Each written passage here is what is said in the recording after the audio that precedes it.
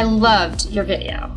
As a matter of fact, I watched it several times, but I do have a few questions. I mean, basically what you're offering is like one-stop shopping. I could live in a horrible area, you guys would get me the fabulous deal. I could have a 600 credit score and you'll still give me money.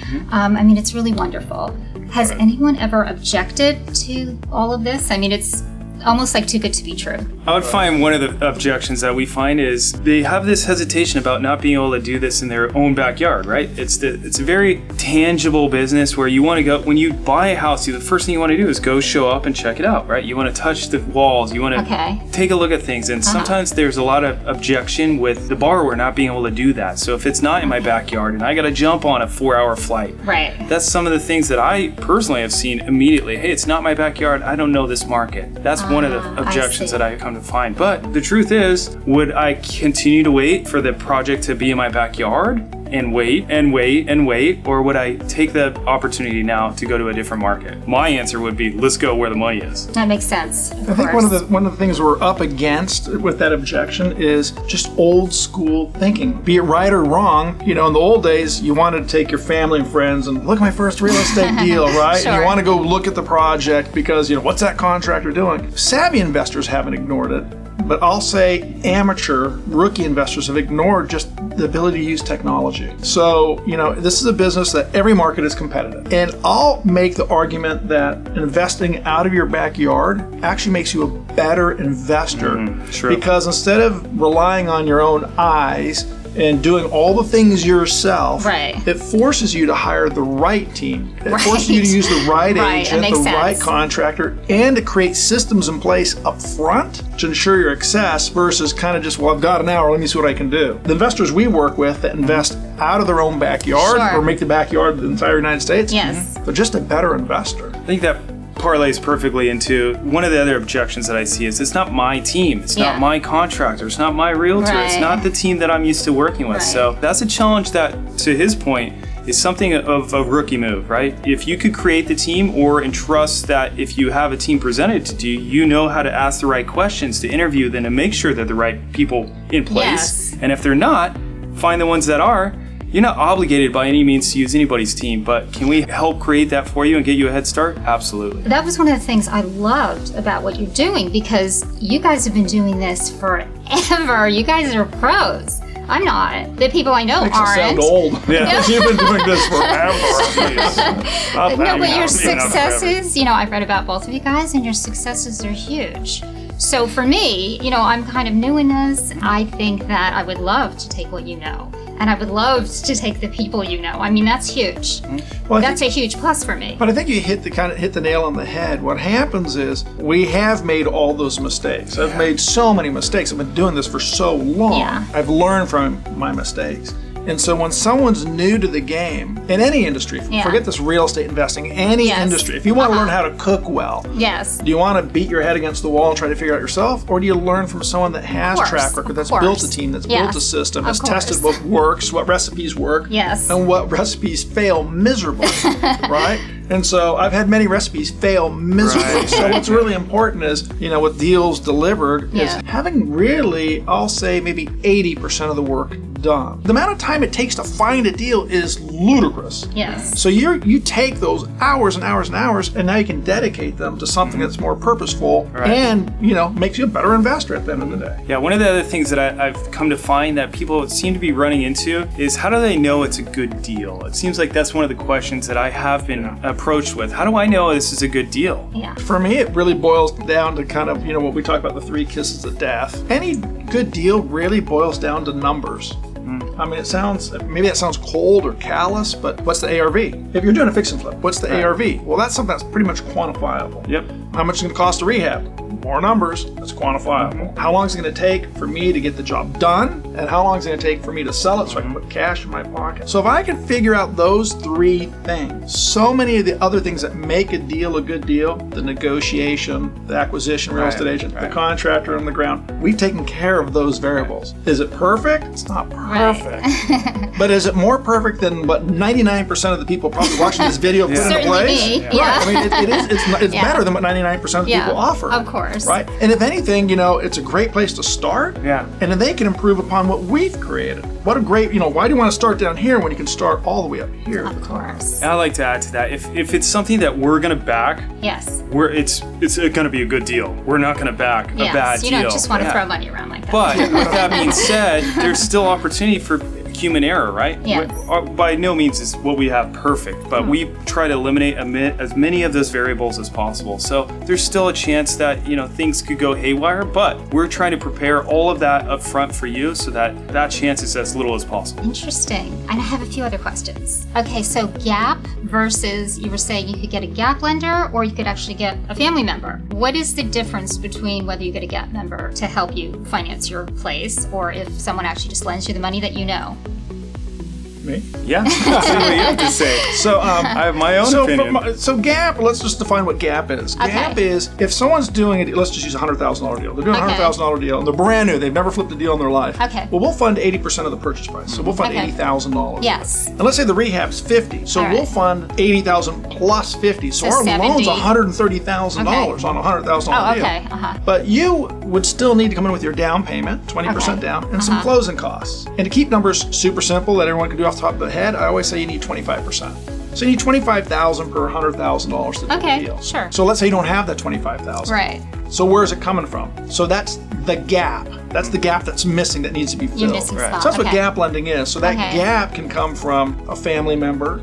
It can come from a line of credit, a home equity line of credit you have on your home. Okay. You can borrow against a 401k that you have. Yes. So gap can come from a complete stranger. There's people that, we have people that fund gap deals or gap funders. Okay. Really, it's the difference between what do we have, what are we providing you, what do you have in terms of the money, and what's the gap that's needed to get the deal done. And where we come up with that gap, ultimately, there could be structured a number of different ways. It could, to his point, come from a friend, family, loved one that could just be simply over a handshake. Sure. Or there can be a little bit more of a structure where you're coming in with somebody that wants to absolutely have paperwork. Okay. And there's much more of a business transaction out of it rather than just maybe a friendly handshake. Sure. And in that gap, to your point, if it's friends and family, the cost of the gap can be different as well. Oh, yeah. So family and friends, hopefully they're gapping, Yeah. maybe at some great interest rate, maybe 6% or 10%. Sure. To where some gap investors, most of the people in our database that we have that are gap investors want half of the profit on a deal. Oh, okay. So they tend to be more it's a little expensive. different. Okay, it's a different story. But they know what they're doing. So you Gotcha. have kind of a professional gap investor versus mom and pa gap investor. But at the end of the day, and there's paperwork that's required to do this all correctly, because even if you're borrowing money from grandma, you got to make sure grandma's protected. Her money's, Of course. Let me add something to that. At the end of the day, which one do you think would be the better gap investor? For me, I would rather a family member. Uh-huh. Just for me personally, just because I feel like I have more control over it. If something goes wrong, I can, over a glass of wine, we can chat about it instead of. I don't think I could probably do that with the other gap. Right. So I would prefer that, but certainly not everybody has family members. Right. That has money. What's your answer? All of them. All of Where them am I are. gonna get my money from? all of them are a good option because Yeah. that means I have options. If I could talk to grandma, she's got the money. I can talk to Chief, he's got the money. Yeah. I start either A, negotiating, or I Yes. decide which one makes most sense for me. Either way, the deal's still getting done because even if I have to give up half Success. my profit with the experienced investor, Yes. as opposed to maybe this one that's a little bit rough around the edges, we need to walk through this. Yeah, together. yeah. Either way, the deal's getting done. Yes. It doesn't matter how I obtain the money. A small piece of the pie is still a piece of the pie. If I could get the Success. deal Yeah. done, Sure. it's better than Yes. not having any option. Of course, and I have a question. Wait, and I'm gonna play devil's advocate. Yeah. 'Cause he picked family, you picked all of them, and I'll just go the other way for no other reason. Yeah. And I'll say professional gap investors. And the reason why is it might be easier to ask grandma or brother, sister, best friend for money over a glass of wine and dinner. Or hey, it's going to go a little later. But if something I'm not gonna goes get it back wrong, to you. but if something goes wrong Right. with family, it gets Yeah. really weird. That's true. So one of the things that Yeah, you do you're when right. you're working with family, Yes. because everyone hears the success. Well, we're going to make $50,000, and isn't this wonderful? Yes. But no one hears that it's going to take more money to rehab than I thought. It's Yeah. going to take longer to sell. I'm going to sell it for less or Yes. profit. So now you create a strain within family. There's I old didn't saying, even think of that. never do business with it's- family and friends. Yes. So if you do business with family, you create a memorandum of understanding that goes, look, Yeah. now that I've borrowed the 50 grand, but here's everything that could go wrong. Yeah. I don't want you to sign it. So I say use strangers. Yes. Because ultimately, even if family and friends is a solution, Yes. what happens after you've used family and friends? Where's the money come from? Yes. So the sooner you can build that skill set to ask a stranger for Right. money, the further you can get ahead quicker. Yep. That really does So I'm make just devil. sense. So but Jeb's right. They all work. It's all good. It's all success at the end. Okay, so my other question was, okay, say for instance, someone doesn't have great credit, but they hit their 600 mark.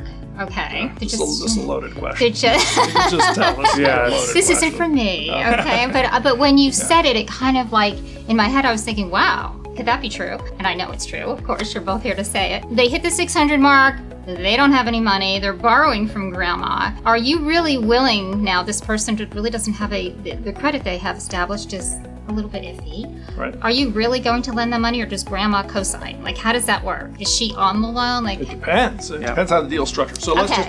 I'm going to pick on you. Let's say, I know you have better than For 600 credit instance. score, but you use that as an example. So, Okay. so let's say you got a 600 credit score, Okay. and you're going to family and friends for money. okay, What happens is we only lend to people that have an entity. So we don't lend to individuals, we lend to corporations and LLCs. So I we only see. work with investors. okay, But our minimum threshold is 600 credit score. Yeah. So you qualify. And if you have money coming to the table, be it your money, grandma, grandpa, best friend, we don't wherever care. it's coming from. If money's coming to close a deal, Okay, you qualify. okay, So really what happens with us at our end is grandma doesn't have to qualify if everything is structured correctly, if the gap is structured the right way.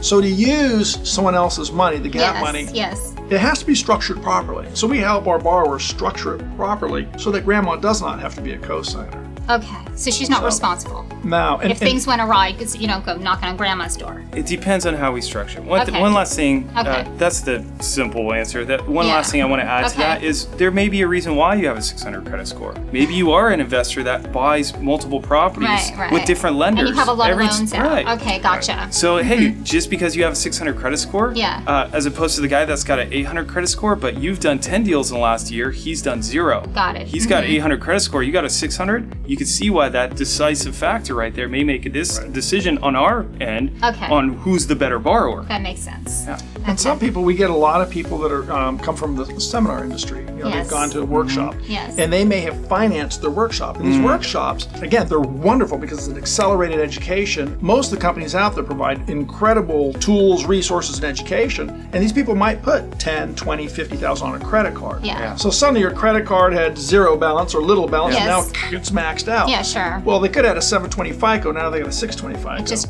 but they're still a right. great borrower. Right. They're still a good person. They're still good. Yeah. We look at all those variables, and at the end of the day, because we're private money lenders, we put more weight on the actual transaction. Right. Okay. So we look at the deal. Is the deal good? Yes. If we like the deal, then we'll look at the borrower. Okay. Right. So there's about to where traditional banking Yes. would be all Right. borrower, borrower, Yeah. borrower, and a little bit about the deal. Yes. We're almost the flip flop. Fascinating. Wow. Well, thank you so much. This has really been informative, and I'm very excited to get started. All right. Thank you. Thank you very much. Okay.